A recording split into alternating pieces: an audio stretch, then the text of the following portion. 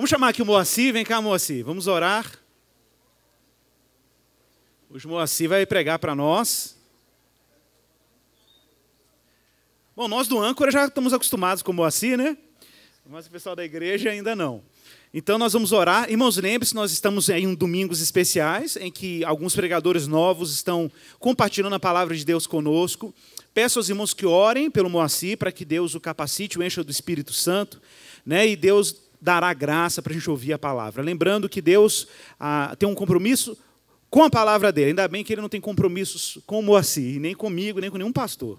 Deus tem um compromisso de manter a palavra dele de pé, porque a palavra dele diz respeito àquilo que é mais importante para um ser humano entender e crer, que é a obra de Jesus. Amém? Ore pelo nosso irmão aqui, para que o Espírito Santo use a vida dele para a glória de Deus. Pai, em nome de Jesus, nós estamos aqui nessa manhã, gratos a Ti por esse dia tão magnífico, ó Pai, um dia de alegria, de gratidão, que se estende aí até o dia 25, quando nós rememoramos, ó Pai, em família, esse grande evento que foi a vinda do nosso Salvador. Usa o Teu Filho como instrumento para anunciar o Evangelho, falar da Tua palavra. Pedimos que o Senhor lhe dê destreza, coragem, tranquilidade, mas confiança profunda de que o Senhor é quem o usa e que nós somos vasos de barros, que aprove a Deus depositar tesouros, que são aí a boa nova de Cristo Jesus. Pai, usa o Teu servo. É a nossa oração como igreja em nome de Jesus. Amém.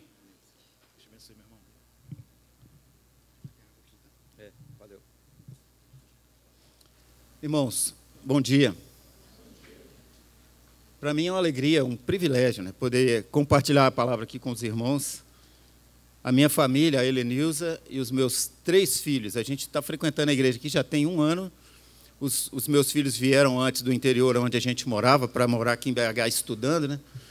Então, assim, essa igreja tem sido uma bênção para a minha família, para a vida, principalmente dos meus filhos, há mais tempo.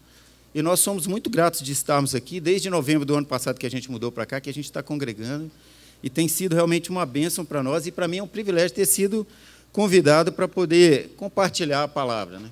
A gente tem participado também do Âncora, tem sido abençoado no grupo, né, lá na casa do Nilton, a gente participa lá na casa do Nilton, e tem sido uma bênção lá para nós também. E aí, assim, é uma alegria poder compartilhar aqui com os irmãos.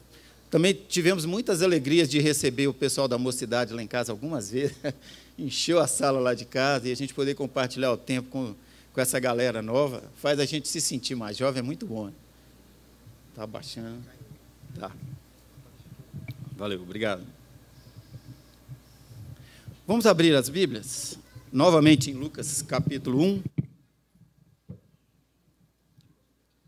Não, aí tá bom. Obrigado.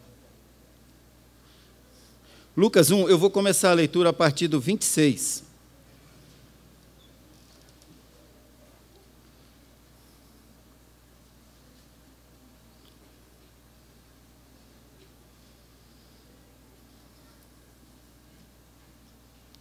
Muito tem sido dito esses dias, irmãos, sobre a gente ficar atentos quanto à questão do consumismo.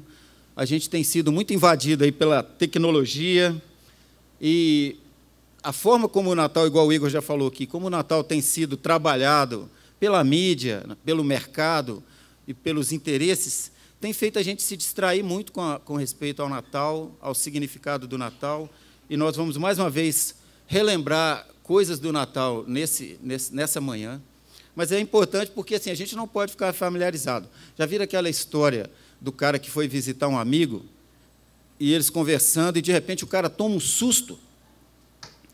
E aí o amigo dele, o dono da casa, estranhou o susto que ele tomou, e ele falou assim, que isso? E aí o amigo dele, o dono da casa, falou, mas isso o quê? Esse barulho? Ah, é o trem.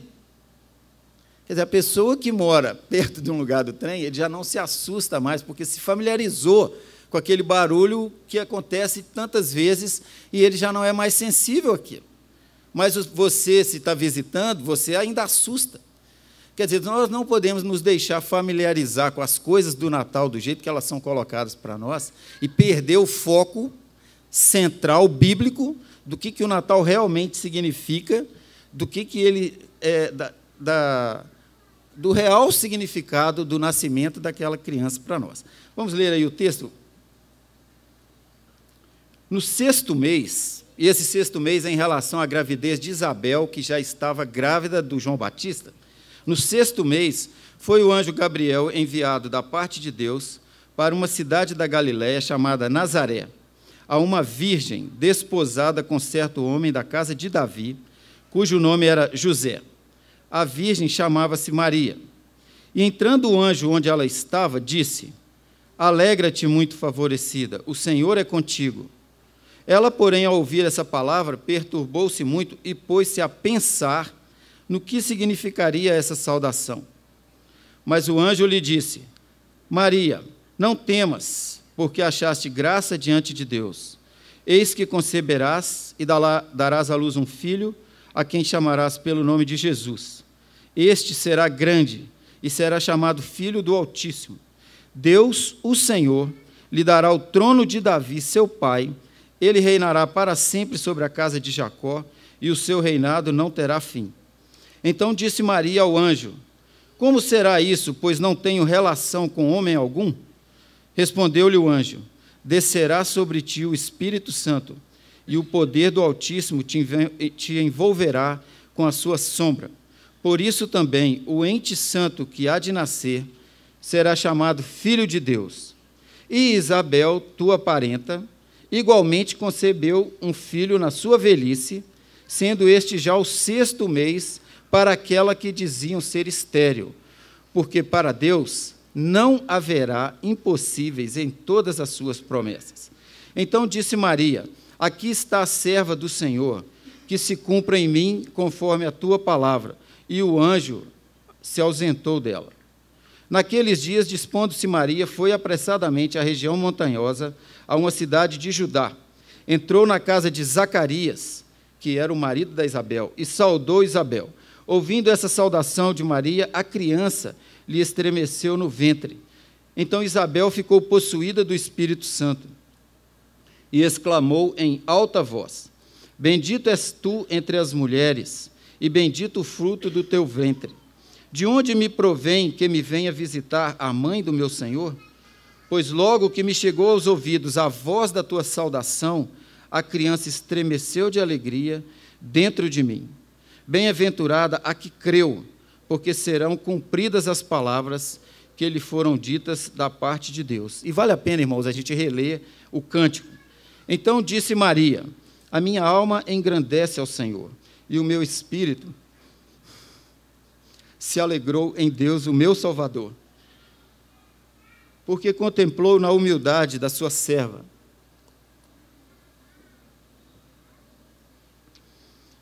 Pois desde agora todas as gerações me considerarão bem-aventurada, porque o poderoso me fez grandes coisas, santo é o seu nome. A sua misericórdia vai de geração em geração sobre os que o temem. Agiu com o seu braço valorosamente, dispersou os que no coração alimentavam pensamentos soberbos, derribou do seu trono os poderosos e exaltou os humildes. Encheu de bens os famintos e despediu vazios os ricos.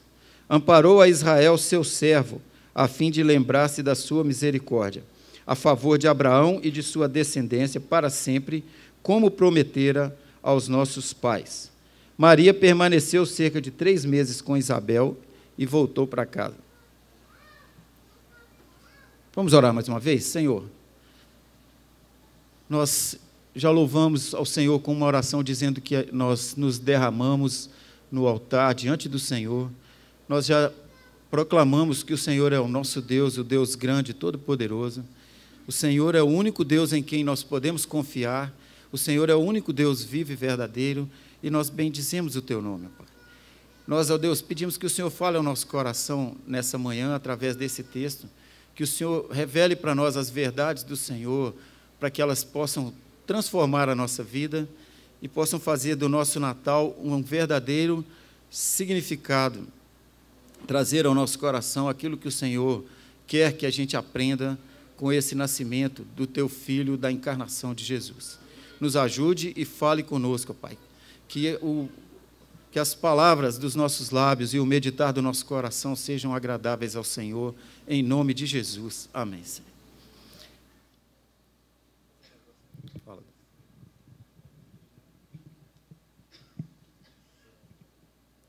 Valeu. Irmãos, nós estamos então fazendo as leituras do lecionário. A leitura de hoje é esse texto aqui de Lucas. E assim, a primeira coisa que eu queria compartilhar com os irmãos é dessa importância da gente ler a Bíblia. Você lê o texto, porque nós cremos que foi Deus, o próprio Deus, que inspirou a palavra de Deus, a palavra dele, para falar para nós. Nós aprendemos que Deus quis se manifestar como Criador, e Ele criou todas as coisas, e a própria Bíblia fala que uma das maneiras que Deus se usa para Ele se comunicar conosco é através da natureza. Os céus proclamam a glória de Deus, todo mundo lembra lá do Salmo. Então, se Deus não Ele próprio tivesse tomado a iniciativa de dizer para nós quem Ele era, nós jamais iríamos descobrir quem Ele era, simplesmente analisando a criação.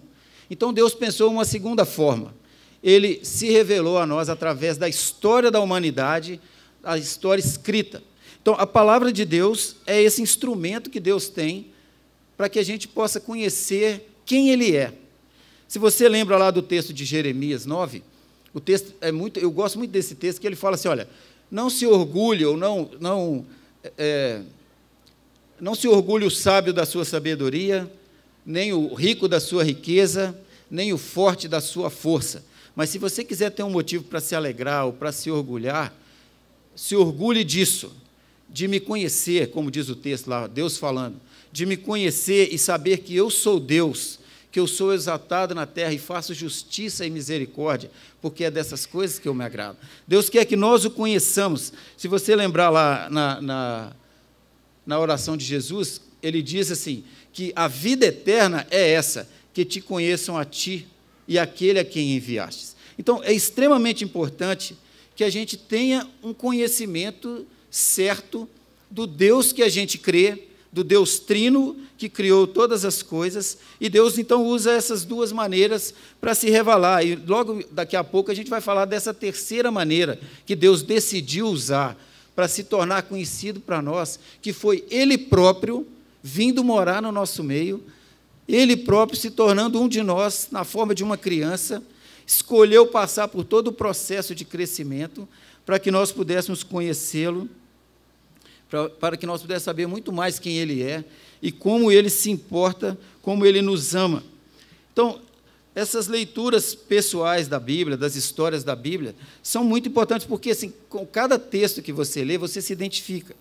Parece que Deus selecionou o que Ele inspirou para ser escrito, de maneira que, cada vez que você lê a Bíblia, ela vai falar ao seu coração, não importa se você é um adolescente, se você é um jovem, se você é até uma criança que já consegue ler, ou que tem alguém lendo para você, ou se você é um idoso, não importa a fase da vida que você está passando, Deus sempre vai falar ao seu coração de uma maneira bem específica, através dos textos que Ele próprio se inspirou. E é por isso que é tão importante que cada um de nós leia a palavra.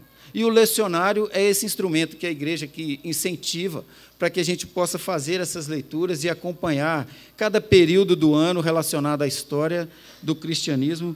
Então, isso são as formas que Deus tem e que Ele nos deu para que a gente pudesse conhecê-lo melhor. Agora, é interessante que tem muitas pessoas que rejeitam esse conhecimento de Deus, e isso começou lá no Éden, a gente sabe dessa história, e até hoje, assim, a gente comemora o Natal e se preocupa com esse significado real do Natal que Deus quis que ele tivesse, mas ainda muitas pessoas ignoram, e alguns até zombam, e não tem motivo nenhum para comemorar, e acham que a gente está errado de comemorar, acho que não faz sentido a gente ficar recordando esses eventos. Eu recebi um cartãozinho de Natal da imobiliária que me alugou a casa que a gente mora, e no cartão tinha um Papai Noel, que o Igor já falou dele aqui, tinha um Papai Noel e tinha uma frase toda, assim, de autoajuda, amor, paz, não sei o quê, mas nenhuma referência a nada que pudesse trazer à memória de alguém que está recebendo aquele cartão o sentido do Natal em Jesus. E tem muita gente que critica o cristianismo até sem ler a Bíblia, sem conhecer. Isso é que é mais interessante. Às vezes a gente também faz isso, critica outras religiões sem conhecer bem o que eles sabem, ou creem, ou pregam. Mas muita gente critica o cristianismo ou ignora o cristianismo, ignora as verdades da Bíblia de segunda mão, não porque ele próprio leu e não concordou, mas porque alguém disse que não concordava, ou alguém disse que aquele texto não fazia muito sentido, e essa pessoa, então, resolve simplesmente descrer do texto sem o mínimo de conhecimento. Por isso que, de novo, é importante que você leia, para que você conheça o Deus que você serve, para você conhecer aquilo que ele já fez na história, aquilo que ele prometeu fazer e que está vindo por aí, e qual é o seu papel nessa história toda. É importante que a gente tenha esteja bem localizado, né? E na história tem várias pessoas que assim estiveram nessa condição de ser um ateu ou de ser um agnóstico e que recusava, negligenciava o que a Bíblia ensinava, sem nem ter lido. E algumas dessas pessoas, por exemplo, Chesterton, na bibliografia dele, ele cita essas coisas, que ele participava daqueles círculos lá de pessoas cultas, de pessoas bem, assim, digamos, academicamente bem preparadas, e ele começou a notar, e ele foi muito honesto nisso, de que aquelas pessoas, assim, elas discordavam na maioria das coisas, mas quando se tratava de recusar o cristianismo, elas se uniam. E ele começou a ver que isso era uma incoerência, e ele começou a pensar assim, que história é essa? Eu acho que eu vou voltar e vou ler a Bíblia e vou ver se o que esses caras estão rejeitando faz sentido. E ele voltou a ser um cristão. Ele se converteu, ele escreveu livros, você pode ver. Ele foi uma das pessoas que influenciou a vida de pessoas igual C.S. Lewis, que a gente admira tanto e lê tantos livros dele, e é tão citado aqui desse púlpito. Mas lê a Bíblia, simples assim. Uma outra pessoa aí agora mais recente, que eu queria citar aqui, até para incentivar você a curiosidade de saber quem ela é e o que ela escreveu, é uma mulher chamada Rosaria Butterfield. Essa mulher, irmãos, ela tem uns livros escritos, mas ela é uma pessoa, ela é PhD em literatura inglesa e ciências culturais, e ela tinha um cargo na Universidade de Syracuse, nos Estados Unidos, que é de ser professor com tenure, esse negócio de tenure que escreve em português. Isso é um tipo de cargo que só uma pessoa muito capacitada tem, de ser titular da pasta, e ela não perde o emprego de nenhuma maneira, e ela tem liberdade para fazer pesquisas e até de ir contra algumas coisas que o departamento dela concorda, mas ela tem o direito por ter esse cargo. É um processo longo, como uma certificação que a pessoa passa para chegar nesse ponto. Essa mulher era isso tudo, ela chegou a ter esse cargo com uma idade muito nova, e ela era uma das poucas mulheres americanas que tinha esse cargo, que chegou a esse ponto na década de 80, 90. E, além disso, ela era lésbica, morava com outra mulher, e ela ativista LGBT dentro do campus da universidade e na cidade, e contra o cristianismo. Ela achava, nessa época, que o cristianismo fazia as pessoas se tornarem estúpidas.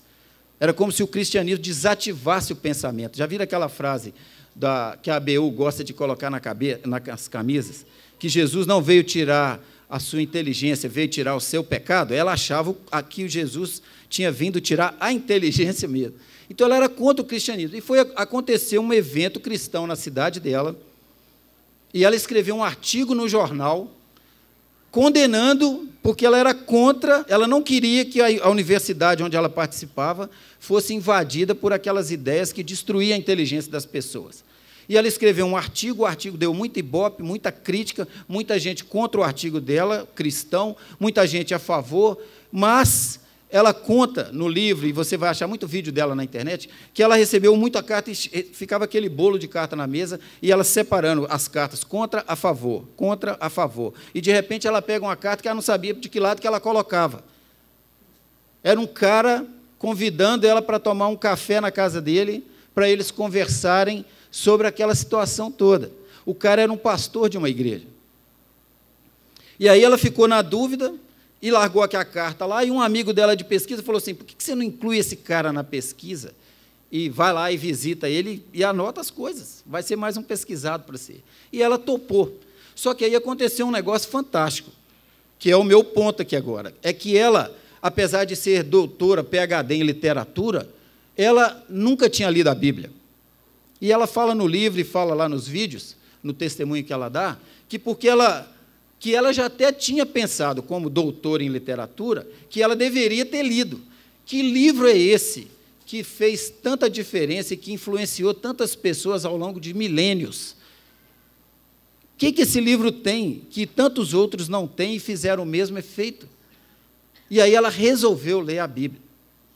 E ela fala que, como o trabalho dela, como professora de literatura, era ler, ela começou a ler a Bíblia assim, 5, 6 horas por dia, direto, durante vários dias.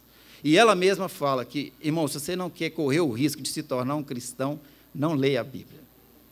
Ela já avisa.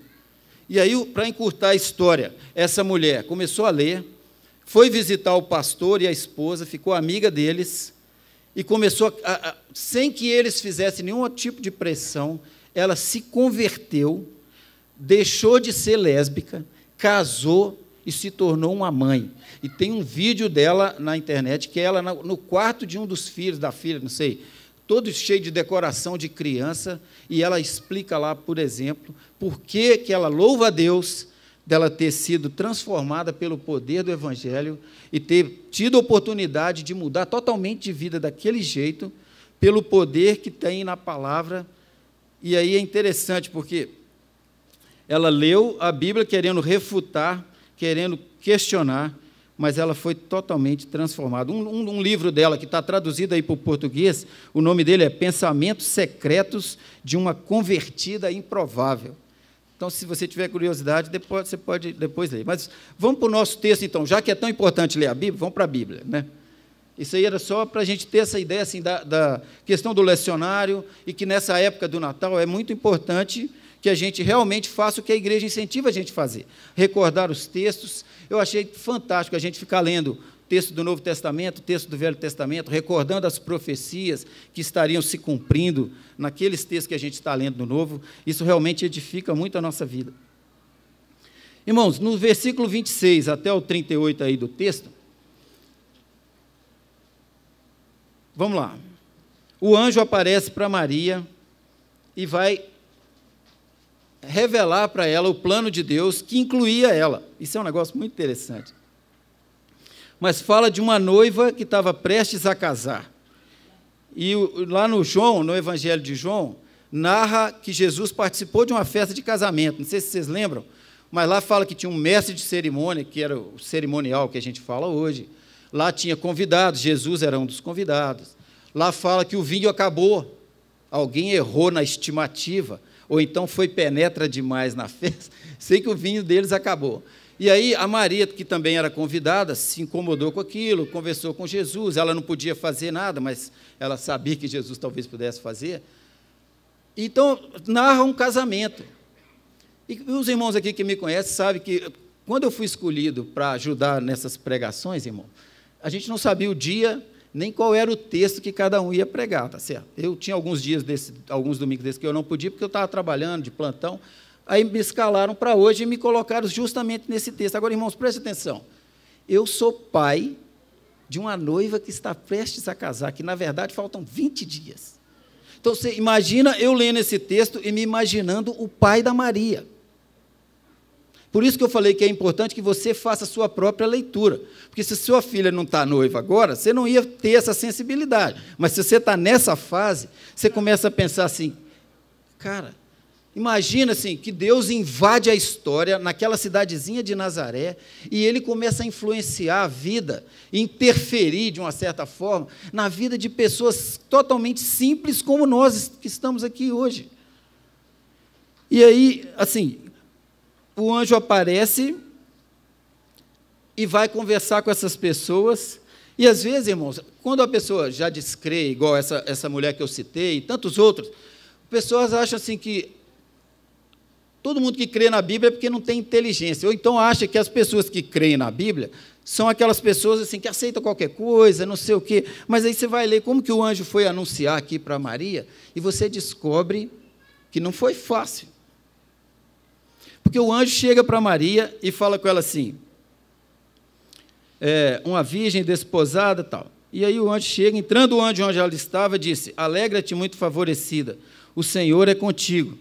Então, olha só, as pessoas pensam assim, que a Maria fala assim, um anjo, que legal, eu sou muito alegre, eu vou ficar alegre mesmo, tal, sem questionar nada. Não, olha o que a Maria fez aí.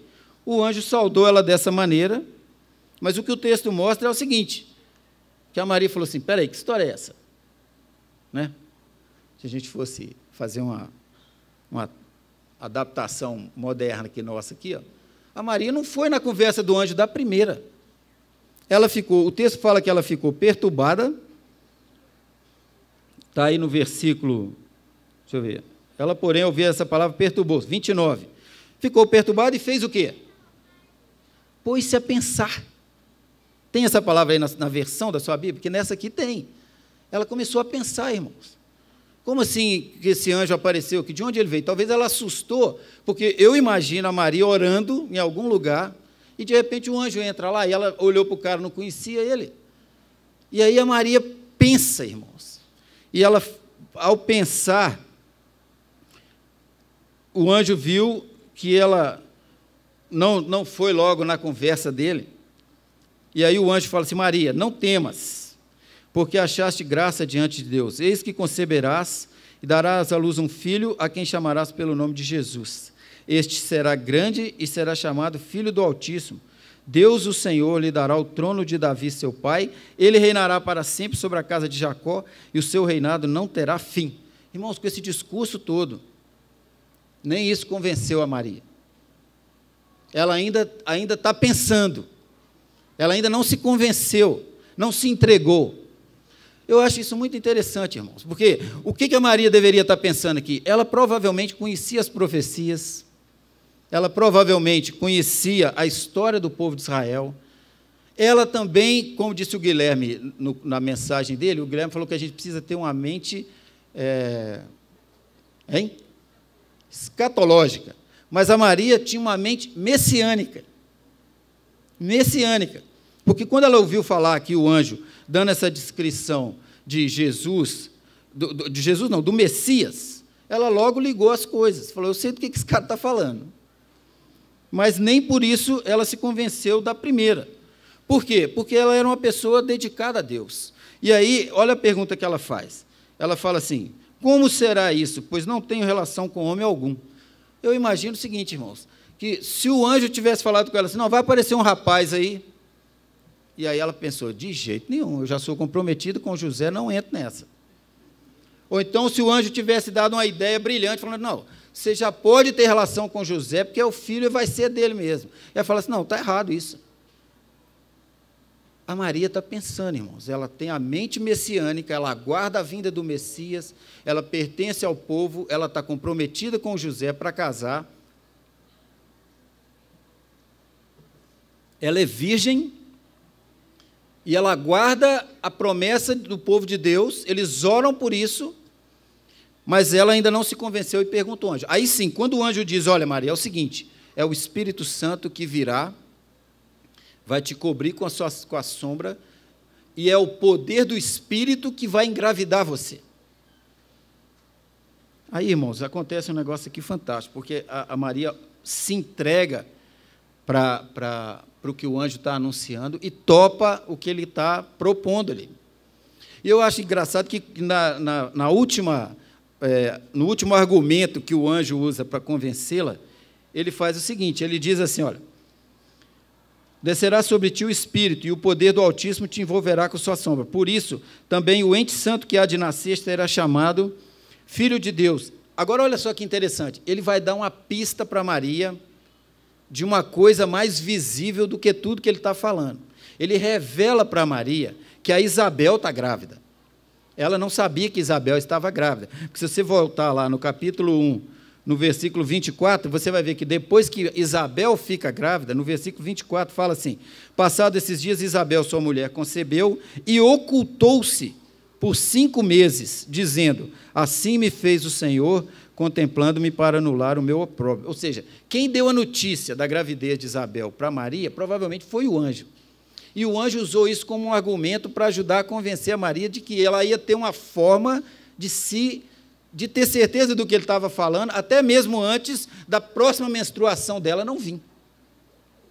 E aí o que acontece? A Maria, então, se entrega. Ela ficou perturbada no início, ela pensa, acha aquela proposta do anjo, vai ouvindo o que ele está propondo ali e tal, mas ela não se entrega da primeira, como algumas pessoas pensam que todo mundo que lê a Bíblia ou que crê na Bíblia se acredita na coisa sem nenhum tipo de usar o raciocínio ou a lógica, né? E é interessante que uma outra coisa que foi citada numa daquelas mensagens aqui também é que a nossa santidade não pode ser improvisada. Maria, irmãos, era uma pessoa totalmente preparada para aquilo que Deus iria fazer na vida dela.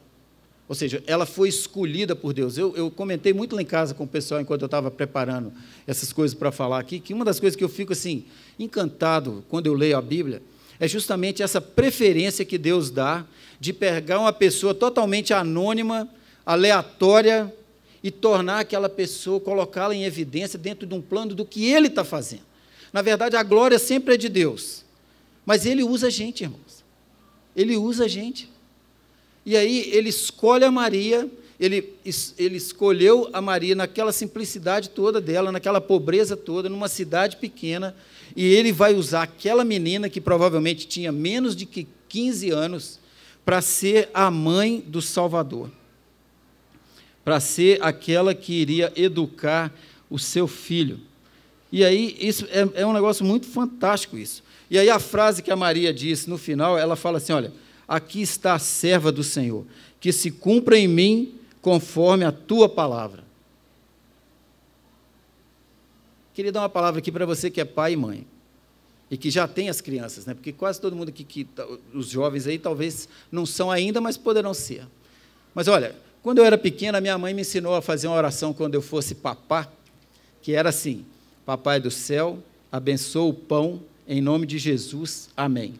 Irmãos, eu não sei com que idade a minha mãe me ensinou a orar desse jeito para agradecer pela comida, mas eu nunca vou esquecer que era essa oração que ela me ensinou.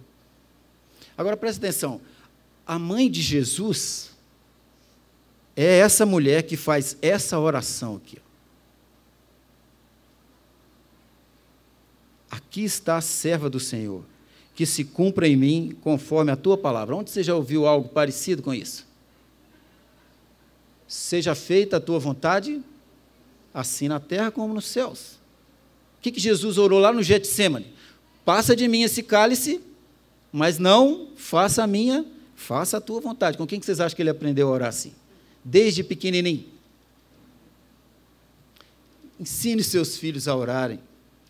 Ensine seus filhos a gostar da Bíblia, a ler a Bíblia com eles, porque Deus vai usar uma mãe, um pai, com essa preocupação, mas uma mãe e um pai que sabem orar, que oram isso de verdade, que assumem todo o risco. Vocês já imaginaram a fria que a Maria estava entrando de aceitar o que ela aceitou? Que isso aí também eu fiquei pensando com a minha situação lá de casa, com a minha filha noiva. Porque, assim, o que Deus ia fazer? A Maria tinha consciência plena, que na hora que soubessem que ela estava grávida, ia desabar tudo, irmãos. Festa, vinho, convidado, lista de participantes, confirmar a presença no site lá de Jerusalém, sei lá. Estava tudo a perder. Você sabe, lendo os outros evangelhos, e na sequência aqui a gente poderia ver também, que até o José, eu imagino a Maria chegando para o José e falando: olha, José, é o seguinte, apareceu um anjo aí, eu estou grávida. E o José falou: espera aí, Maria, aí não. Acabou, me dá aliança aí, estou indo embora. Leia lá o Evangelho de Mateus, você vai ver que foi exatamente o que o José fez. Ele largou, ele não acreditou. E aí eu imagino a Maria indo contar para o pai. E o pai dela falando, minha filha. Ou então, talvez, o José veio contar para o sogro. Né? Falou assim, olha, o negócio é o seguinte, sua filha está aqui de volta, porque o noivado deles era um negócio diferente do nosso. Mas está aqui sua filha de volta, não vai dar. Eu falei, o que aconteceu? Não, ela está grávida. Que isso? Não, ela não foi para uma balada, não tinha um amigo dela aí em volta, não aconteceu. Não, rapaz, essa menina só ora. Essa menina é muito consagrada. Que isso que você está falando? Eu vou ter que conversar com ela. Ela não me falou isso ainda não. Imagina essa situação, irmãos. E aí, a Maria correu todos esses riscos. Eu imagino o pai da Maria fazendo igual Herodes fez. Tipo assim, ele foi lá no sacerdote para saber onde aquele menino ia nascer, se é que ele não já sabia.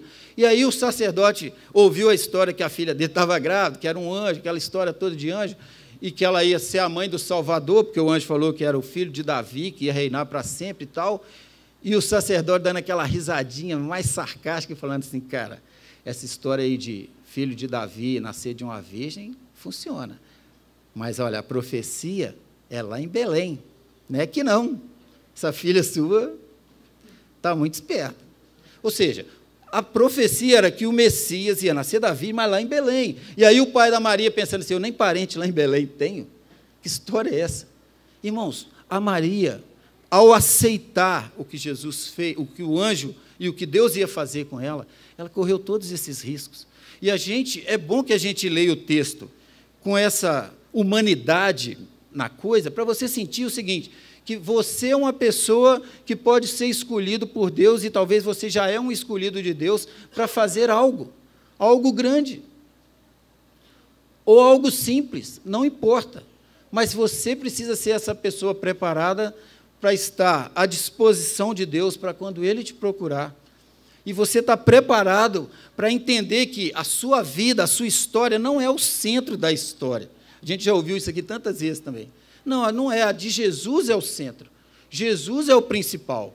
Então, tudo que Deus quiser fazer da sua vida, ou tudo que Deus pedir para você abrir mão na sua vida, para que a história de Jesus se realize, para que o plano de Deus se concretize na história, para que muitas pessoas possam ouvir a palavra, para que outras pessoas possam ser tocadas.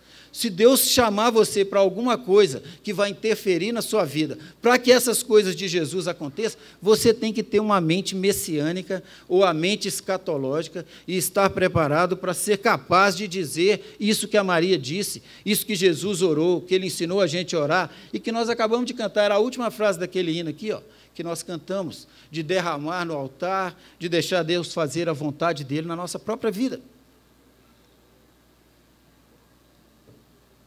A mensagem do Natal é essa, é que a gente aprenda com essas coisas, que o cristianismo é isso, que nós já ouvimos aqui tantas vezes também, que o cristianismo é um mover de Deus em nossa direção.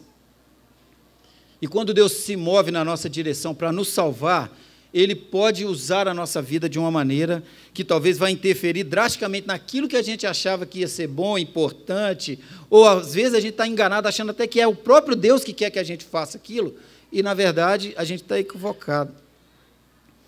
Mas então é o seguinte, todos duvidaram, talvez até o pai da Maria, mas só que é o seguinte, ela estava grávida, aquilo era um fato, e ela então se expôs a esse ridículo e pagou esse alto preço para que a vontade de Deus fosse realizada na vida dela e que ela trouxesse à luz aquela criança. E aí Maria vai para a casa de Isabel, versículo 39 até no 45. E aí é outra coisa que tem muita lição interessante. Duas grávidas se encontrando. Eu imagino que a Maria foi lá para Isabel, depois que ela ficou sabendo que ela estava grávida, exatamente para confirmar o que o anjo tinha falado. De novo, precisava dessa evidência para ela crer, e ela foi buscar a evidência. Então, ela chega lá, e esse texto que a gente lê aqui, irmãos, parece que aconteceu na porta da casa do Zacarias. Vocês observaram? Que a Maria está chegando, a Isabel vem saudar, uma sauda a outra, e tudo que está narrado aqui é como se fosse da porta lá, com as malas no chão assim, e as duas se abraçando, e isso aqui está acontecendo desse jeito. Que fala que ela foi, entrou, saudou, e quando a Isabel ouve a saudação, na porta ainda, ela já começa a reagir. Obrigado. Ficar colocando água aqui, eu vou até às 3 da tarde.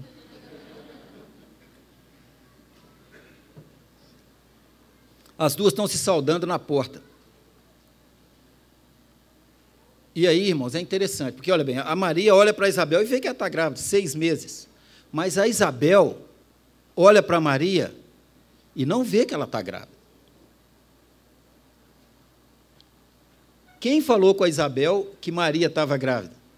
Quem falou com a Isabel que era Jesus? Quem falou com Isabel que ela era a mãe do meu Salvador, do meu Senhor, igual ela exclamou aqui? Inspiração do Espírito Santo, irmãos. Eu ouvi uma mensagem do John Piper sobre esses 2 capítulos de Atos aqui, e eu achei fantástico. Porque ele começa a mostrar o seguinte, era Deus agindo nesse início do livro de Lucas, e todo mundo que pregou aqui até agora falou disso, como que o Lucas fez a pesquisa que fez, fazendo questão de mostrar para o Teófilo, que era para quem ele tinha escrito, para que o Teófilo pudesse ter certeza do que ele ia crer. O Lucas fala, então, que ele coletou todas essas informações. Mas o que você vê na narrativa desses capítulos de Lucas aqui é que tem um agente em ação, que é Deus vindo ao nosso encontro. E o texto, o tempo todo é assim, Deus mandou o anjo, Deus preparou isso, Deus falou aquilo, e Deus manda o anjo para Zacarias, depois manda o anjo para Maria, e o Espírito Santo inspira a Maria, inspira a Isabel, a Maria canta, o Zacarias canta, e tem muita alegria, tem muito Espírito Santo, tem muita festa, tem muita expectativa, as coisas estão acontecendo, lá na frente tem pastores alegres, tem anjos cantando, e tem um Deus por trás disso tudo, irmãos. O Lucas está fazendo questão de mostrar isso, olha, não pense que essas famílias simples, esse povo simples, essas gravidez de crianças de lugares simples, elas têm um grande significado, porque por trás disso tem um Deus articulando todas essas coisas. E é isso que a gente vê. E aí, a Maria e a Isabel se encontram e vão cumprimentar uma outra. E a Isabel, então, está cheia do Espírito, sendo tocada pelo Espírito para anunciar. E aí, mais uma vez, olha que interessante, irmão.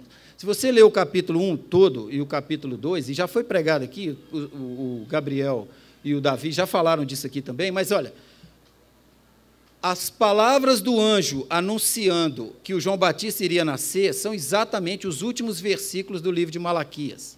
Quer dizer, quando a gente está lendo a nossa Bíblia, você vira meia dúzia de páginas aqui, você chega lá no Malaquias. Mas se você imaginar que naquela época essas pessoas não tinham essa Bíblia junto, igual a gente tem em mãos, e que esses textos foram escritos 400 anos de distância um do outro, e que essas profecias, todas que são citadas nessas palavras que aparecem aqui no Lucas, são de vários livros da Bíblia, dos Salmos, do livro de Isaías, de livros mais antigos ainda, da promessa que fez lá em Abraão, lá em Jacó, ou seja, tudo isso está sendo lembrado nesse início da narrativa aqui de Lucas, para deixar muito claro que tem uma ação de Deus que está costurando todos esses acontecimentos aqui, essas grávidas aqui, essas crianças aqui, com toda a esperança e a expectativa de Israel, para ficar bem claro para nós e para eles, de que tem um Deus agindo nesse negócio. Isso não é uma coisa totalmente solta, aleatória. Então, o Espírito Santo, por boca de Isabel, confirma a gravidez de Maria. A Maria ouve aquilo e fala, então não era só o anjo deve ter falado com a Isabel, porque eu não falei com a Isabel. E quem que falou? Ninguém estava sabendo, eu vim de lá, cheguei agora, não tinha WhatsApp, nem um telefone para ela estar avisada. Então era aquilo ali mesmo, era o anjo que falou com a Maria que a Isabel estava grávida, falou com a Isabel que a Maria estava grávida.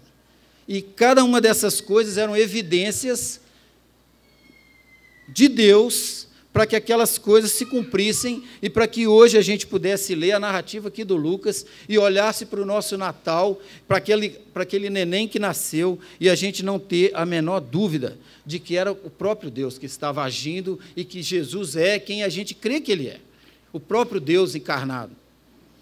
E é interessante que essa coisa do Espírito inspirar, porque bem-aventurada a que creu, porque serão cumpridas as palavras que lhe foram ditas, no versículo 45. Lembra quando Jesus perguntou para os discípulos assim, quem o povo diz que eu sou? Uns falam que é um profeta, outros falam que você é alguém que ressuscitou, e outros falam que você é o Elias. E aí Jesus pergunta assim, e vocês? Quem vocês acham que eu sou? E aí o Pedro dá aquela resposta assim na ponta da língua, tu és o Cristo, o Filho de Deus. E aí o que Jesus fala?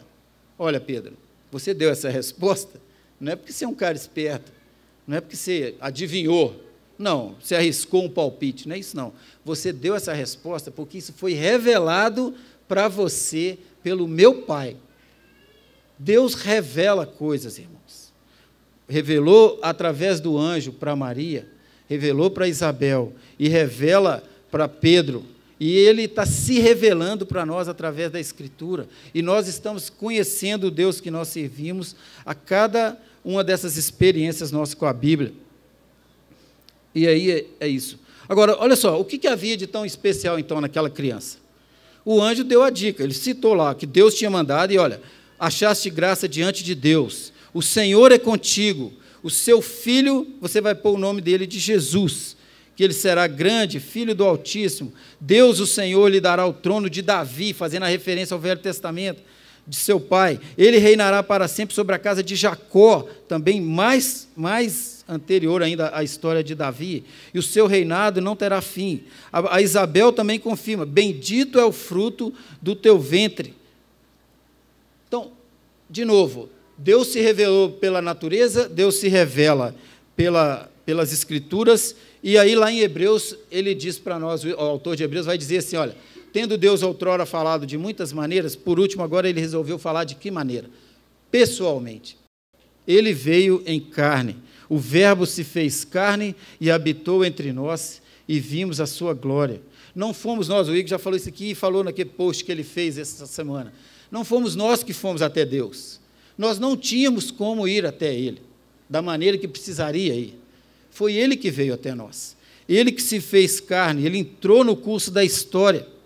E aí, a gente não pode mais, então, imaginar, como tantos que recusam a ideia de Deus fazem, de que o mundo é um sistema fechado e que não existe nada além da natureza. Não, Deus existe, Ele criou todas as coisas, e Ele entrou nessa história da nossa humanidade e veio fazer parte dela. E isso é tremendo, que aquela criança que estava nascendo lá em Belém era o próprio Deus Criador que veio se juntar a nós e veio dar a sua vida por nós. Então, irmãos, olha, tem muitas pessoas que creem em várias maneiras sobre essa questão da criação, tá certo? Tem gente que acha que só existe o universo, tem gente que acha que só existe Deus e que Deus é tudo, tudo é Deus, mas nós somos da turma que acredita que Deus é uma coisa e Ele é o Criador, que o universo é uma outra coisa criada por Ele, são duas coisas distintas. E nós cremos que também não somos deístas, que acham que Deus criou e deu corda e foi embora. Não, nós somos cristãos. Nós cremos que Deus criou e que Ele se relaciona, que Ele participa, que Ele interfere, e que Ele vem e entra dentro da história, e veio pessoalmente relacionar conosco, fazer o que a gente não podia fazer, pagar o preço do nosso pecado. Então, ele interage, ele vocaciona pessoas, ele escolhe pessoas, como ele escolheu a Maria, como ele escolheu outras pessoas do passado, igual o Noé, por exemplo. É fantástico, irmão, você saber que o texto diz que o Noé estava lá, no meio de uma cultura totalmente maluca, no meio de um povo totalmente esquecido de Deus, assim, que desprezou a Deus completamente, e aí o texto da Bíblia vai dizer o seguinte, olha, no meio daquela confusão toda, daquela corrupção toda, no meio daquela bagunça, tinha um cara que ainda levava Deus a sério, e Deus foi lá e viu o Noé, e usou o Noé. Isso é fantástico, irmãos. Você pega a história do Jó, por exemplo, o próprio Deus conversando com Satanás, e Deus fala assim, observaste meu servo Jó? Não há nenhum como ele é um homem justo e tal. E aqui Deus está escolhendo a Maria, escolhe a Isabel, porque Ele é esse Deus que vem, participa, Ele é esse Deus que interfere, que escolhe, que vocaciona. Ele poderia ter deixado a gente abandonado, mas Ele não fez isso. Ele nos amou, mesmo sendo nós pecadores, e Ele veio resolver o nosso problema, não nos abandonou, mas Ele veio na pessoa do seu próprio Filho e entrou na nossa história e morreu e ressuscitou. Interessante também você pensar assim, essa associação de que o mesmo Espírito Santo que fecundou Maria é o Espírito que desceu sobre Jesus no ministério dele e é o Espírito que levantou Jesus da morte. É o mesmo poder de Deus agindo em cada uma dessas situações para comprovar para nós que é o Filho de Deus agindo, que é o Espírito de Deus atuando, que é um plano do Pai sendo realizado. Esse é o nosso Natal, irmãos.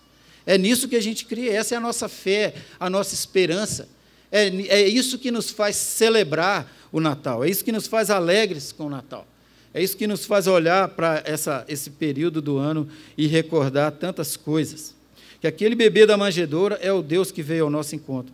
O cristianismo é uma reação nossa, uma resposta a essa iniciativa de Deus. Não é uma autonomia pessoal acima de tudo, como é pregado aí hoje na sociedade, mas é a gente crer, confiar e obedecer. É a gente conseguir compreender que a gente precisa de um Salvador, porque quando você olha para a história do Natal e essa ação de Deus, e você descobre que Deus veio e que nós éramos pecadores e precisávamos, quando a gente olha para trás para as coisas erradas que a gente fez, ao aproximar desse Deus Santo, a gente poderia entrar em total desespero e pensar assim, e agora? Já fiz tudo que eu fiz. E aí Deus entra com a boa notícia falando assim, olha, eu vim salvar você, eu vim perdoar essas coisas que você tem vergonha até de lembrar, eu vim morrer por elas, pagar o preço por elas. Por isso que nós precisamos de um Salvador. Agora, por que nós precisamos de um Senhor? Porque uma vez perdoado, se você não quer continuar fazendo o que você fazia, como que você vai viver daqui para frente? Você precisa de um Senhor que dê direção para a sua vida, que dê propósito para a sua vida, que dê forças para você conseguir deixar coisas que você já quis tanto deixar e não conseguiu por suas próprias forças. É um Senhor da sua vida que vai perdoar e dar condição de uma mulher como essa que eu citei, que já tinha uma vida tão, assim, entregue a um estilo de vida que a Bíblia não aprova, e ela conseguir mudar totalmente de vida, por causa da ação desse Senhor e desse Salvador. Na mensagem do Guilherme, ele falou que é a gente estar acordado, lembram disso? É a gente estar acordado, viver intencionalmente, enxergar a realidade. E aí, para a gente concluir, tem a parte do cântico. A Maria, então, ela se humilha, ela canta sobre a humildade de Deus, engrandece, fala que a alma dela está alegre, o espírito está alegre, pela ação de Deus em ter escolhido ela própria. E mesmo antes de se sentir totalmente grávida, ela já chama o filho de meu Salvador, de Deus ter visitado e ter feito grandes coisas. Ela faz referência no versículo que ele é Deus de geração em geração. Ou seja, é o mesmo Deus, nós estamos sempre na presença dele. Ela clama pelos humildes. Outra coisa que você talvez já ouviu algum amigo ateu ou alguma pessoa agnóstica dizer para você é, se Deus existisse, não existia tanto sofrimento e tanta pobreza. Ou se ele existe, ele é um cético, porque ele não está fazendo nada contra isso. Irmão, você lê o Cântico da Maria e você percebe que o entendimento da Maria era que Deus tinha vindo através dela, do que ia nascer dela, exatamente fazer isso. Vim ajudar os pobres, vim trazer justiça, vim condenar as pessoas ricas e fortes que oprimem os outros. Exatamente o que a gente anseia que acontecesse. A Maria entende que foi isso que Jesus veio fazer. E ela canta isso, ela louva a Deus por isso. E, às vezes, o que falta em nós é um pouco de paciência ou de reconhecer que Deus age de uma maneira muito diferente da nossa. Mas dizer que Deus não se importa, você lê o cântico e você percebe que a vinda de Jesus e o entendimento da própria Maria era exatamente esse, que ele estava vindo para resolver essas diferenças e esses erros e esses problemas que o pecado que ele veio morrer para pagar causaram na nossa vida, né? Então, vamos terminar, irmãos. Deus existe, ele criou todas as coisas, ele agiu e ele nasceu, fez esse movimento em direção a nós. Tudo que fazemos é uma resposta ao que Deus iniciou. Nós não inventamos o cristianismo. O Verbo habitou entre nós, vimos sua glória, ele revelou a imagem de Deus, ele revelou o Pai e nos trouxe a revelação mais pessoal do Pai. Então, o texto diz que a Maria foi bem-aventurada porque creu. E nós precisamos aprender que sem fé é impossível agradar a Deus, que nós precisamos pedir a Deus para que o Espírito dele nos capacite a ter a mesma fé e essa mesma confiança, ao ponto de deixar de ter coragem de orar e falar assim: Senhor, a minha vida está à sua disposição, o Senhor pode fazer de mim o que o Senhor quiser. Precisa ter muita coragem para orar desse jeito. Ter uma mente escatológica, como disse o Guilherme, mais uma vez. O reino foi inaugurado, irmãos. Não é simplesmente o nascimento de mais uma criança que aconteceu de uma maneira milagrosa e por isso ele foi destacado. Não é isso. Não se trata só disso. Se trata do reino de Deus que foi inaugurado por Jesus. A mensagem de João Batista era essa, que o reino estava próximo. E aí aquela história assim, nós estamos vivendo o reino que já foi inaugurado, mas ainda não. Mas ainda não. A gente já ouviu isso aqui também tantas vezes. Eu lembro do Davi falando que a gente precisa corrigir a nossa miopia, lembra disso? Que às vezes a gente olha para a realidade sem essas lentes do Evangelho, sem essa lente do Espírito, essa lente que essas pessoas tinham. A gente olha para a realidade e vê a coisa embaçada, fora de foco. Mas aí o Espírito Santo vem e nos ajuda a olhar a realidade da maneira clara, de que Jesus é o personagem principal dessa história, que o Espírito está agindo, que o Natal é esse início desse reino, que já estava prometido, e aí torna a nossa realidade muito mais nítida. Não é isso? O texto fala de alegria, eu já comentei, que nós fomos visitados, era a mensagem lá do Gabriel, né, que nós fomos visitados por Deus, naquele local, mas com um efeito eterno. E aí Deus prova o seu amor para nós, pelo fato dele ter dado seu Filho para morrer por nós. E nos amou de tal maneira, nos surpreende fazendo isso através de uma criança. Mas então nós somos desafiados a praticar boas obras, também era da mensagem lá do Davi, da questão do João Batista, para que a gente possa demonstrar com a nossa vida que nós cremos nessa mensagem, que nós entendemos quem Jesus é, que nós temos motivo certo para comemorar o Natal. Nós estamos entre, então, 2 adventos e um reino. O primeiro advento já aconteceu. O segundo nós aguardamos. O segundo vai trazer a plenitude de um reino que já começou. Lembra daquela história do menino que ganhou um livro, começou a ler a história, e a história estava boa, mas a mãe estava chamando ele para sair, e a história no auge, e ele não queria deixar o livro, porque queria saber o que ia acontecer, e a mãe chamando, está na hora, aí ele resolve, vai lá nas últimas páginas, e lê lá só o finalzinho, fecha o livro e sai alegre. Porque ele ainda não terminou a história, ele não sabe tudo que vai acontecer ainda. Ele ainda estava naquele ponto que a coisa estava no auge, mas ele já sabe o final. Está tranquilo, o herói vence. Jesus ressuscitou e vai voltar. Nós já sabemos o final da história. Essa é a mensagem do Natal para nós. Ainda que haja o caos na nossa sociedade, a gente veja tantos problemas e seja divulgado tanta coisa, mas Deus veio, agiu, e nós podemos confiar nele, que ele está no controle de tudo. Amém, irmãos? Vamos orar?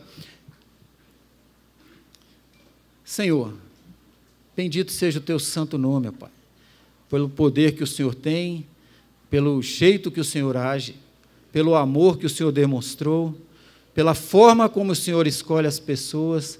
Bendito seja o teu santo nome, Senhor. Nós adoramos o Senhor porque o Senhor é o Deus Todo-Poderoso. Ninguém pode resistir quando o Senhor age.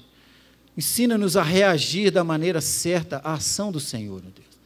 Quando lemos as profecias, quando lemos a história de Jesus, a história do Natal, do Advento, quando nós olhamos para as promessas de Jesus sobre a vinda dele, o seu reino, quando nós nos alegramos lendo sobre o perdão que foi oferecido para nós naquela cruz, nos ajude, Senhor, a ter essa alegria e essa gratidão no nosso coração, para que o nosso Natal não seja simplesmente uma data, mas que possa realmente trazer todo esse significado para a nossa vida, para o nosso coração.